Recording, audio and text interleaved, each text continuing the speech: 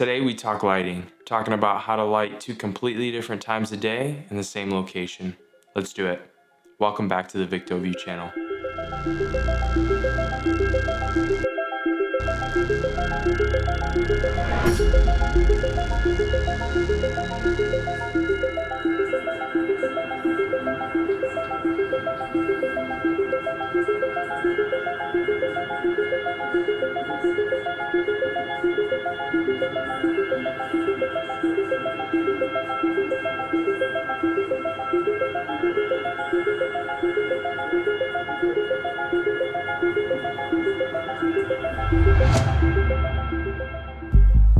I was able to collaborate with a friend of mine, Austin Newman, who you guys may or may not know. He's a great editor and filmmaker, and he's got a really cool space called the Tiki Room, and we wanted to do a couple cinematic lighting setups. I'll leave his info somewhere in the description or somewhere up here so you guys can go check him out. He's awesome. Up on the chopping block first is our morning interior scene. So when we're trying to get this morning scene, we could do it right now with all of the daylight outside. However, we can't control some of the ambient lighting because we don't have enough black solid or anything like that. So we're gonna try and light it at night. Naturally, in the morning, for whatever reason, everything has it's like encased in shadow almost. And we're not gonna be able to capture that unless we're doing that at night, just because we don't have as much control over ambient lighting. So when we have our single source light out there with a really warm color temperature, really low, it's gonna make everything look like it's encased in shadow, which is exactly what we want. In this setup, we have a Lupo 650 with a full CTO gel on the front barn doors. And we have it on a light stand relatively low in comparison to the window. This one's a bit lower, it'll sit a little bit lower. So we'll put this one out, we'll be able to use this for the morning light, and we'll also use this one for the night light when we raise it up, because we got a little bit of length here. We can bring this one up. But for now, we're gonna leave it exactly where it is. This kind of comes back to the low horizon thing that I was talking about earlier. This is going to mimic that sunrise, low horizon look. We also noticed that the back wall behind the couch didn't have as much texture as the couch itself. So in order to balance this, we used a Godox SL30W with a full CTO gel in it and barn doors. We used the barn doors to basically prevent any cross shadows that might have occurred, but we put the light outside relatively in the same position as our Lupo 650. It basically just adds a little bit more pop to the image, adds a little bit more texture on that, what otherwise would have been a more dull looking wall. Also, to sell this effect more, we pulled the couch out just a bit, just to give a little bit more depth, and we kind of kept the couch in that position for both setups. We decided to leave all of the practicals off just because I felt like, you know, in a real ideal situation, if you're waking up in the morning, most of your electronics, lamps or anything like that would actually be off, and you would really only get that piercing sunlight coming through. So me and Austin, we finally came to a conclusion. This is our lighting setup for the morning. So right now we have the Lupo 650.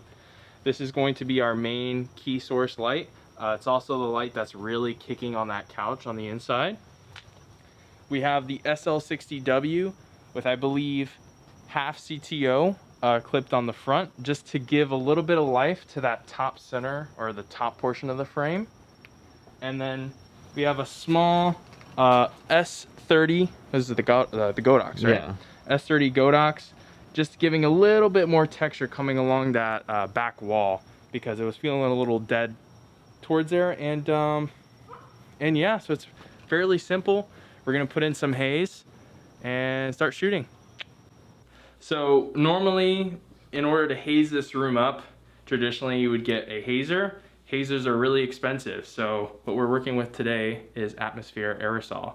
You can get this usually from your local camera shop or online. I think they sell it in a 5-pack, and it's pretty awesome. And as you can see,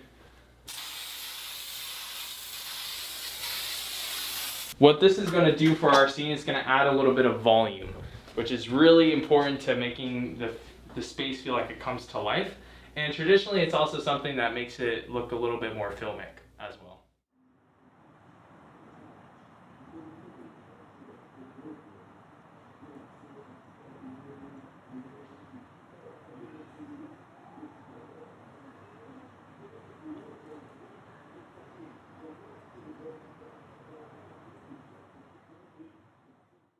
How do you light a time of day that is supposed to be dark?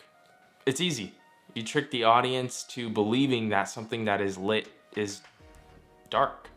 The most common way to do this is by using moonlight as your motivational light. In films, we associate moonlight with two colors, blue or silver. And there's a couple other instances where they're slightly different, but from what I can tell, these are the two most common colors that represent moonlight in films.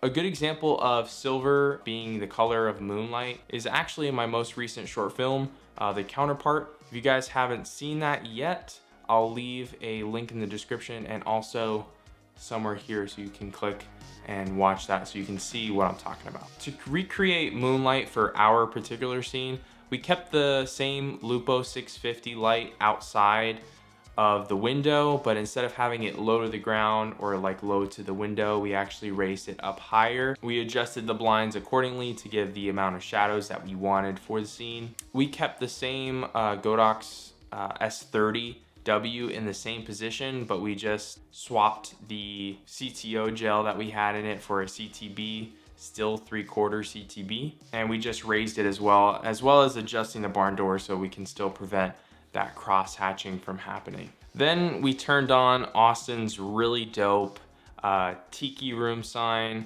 It was this nice vibrant red that gave a nice edge light to not only him but also to the couch. Then we were going to use the left side lamp on that desk as a motivational or practical for the scene, but when we turned it on, we noticed that the color temperature of the light wasn't quite warm enough, and it also wasn't quite dim enough for what we wanted as well. So to combat this, I went on the interior shade and I wrapped it in, I believe, a full CTO and just kind of folded it to give the light a little bit more dimness to it, because it kind of cuts the light when you put that dark of a gel inside, and also really warmed up the color temperature to about the place that we wanted it to be. Just seeing that it would be better if we could control that a little bit more, and we'll just use the practical for motivation. We use this cove type lighting setup by putting two 5-in-1 bounce cards on the floor and using a Godox SL60W with some full CTO on it to bounce right off of both of them to give a nice wrap, and also gives the scene a little bit more motivation, and it kind of makes the scene have a little bit more context to it without, you know, having everything fall into shadows. Because if we didn't have this cove type lighting, Austin would be encased in shadows. So to give a little bit more context so that the audience can actually see, you know, what's going on, we just want to add that little bit of fill, and we're using the practical as our motivation because you can see that that lamp is there. So where the light is actually coming from in the scene, you can assume as a viewer that there's another lamp somewhere in the room that is lighting Austin from that far away.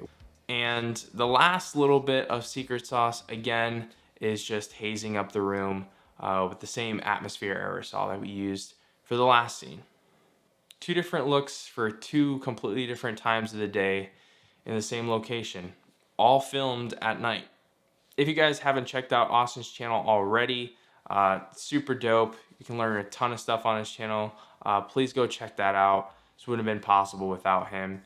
If you guys want to see more content like this, please leave a like, subscribe, leave a comment. Tell me what you thought. And yeah, so you guys already know. I'll catch you later. All right, peace.